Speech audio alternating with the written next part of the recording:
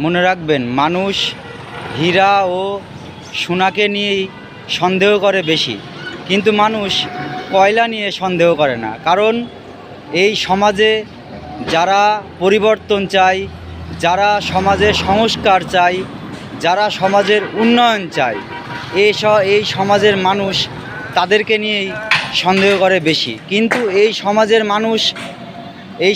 মানুষ তাদেরকে নিয়ে সন্দেহ করে না যারা বাজেটের টাকা, বাজেটের অর্থ লোপাট করে খায়, এই সমাজের মানুষের খারাপ দিক নির্দেশনা দেয়, এই সমাজের মানুষেরকে সন্ত্রাসী পথে লেলিয়ে দেয়। এই সব মানুষজন, তাদেরকে নিয়ে সন্দেহ করি না।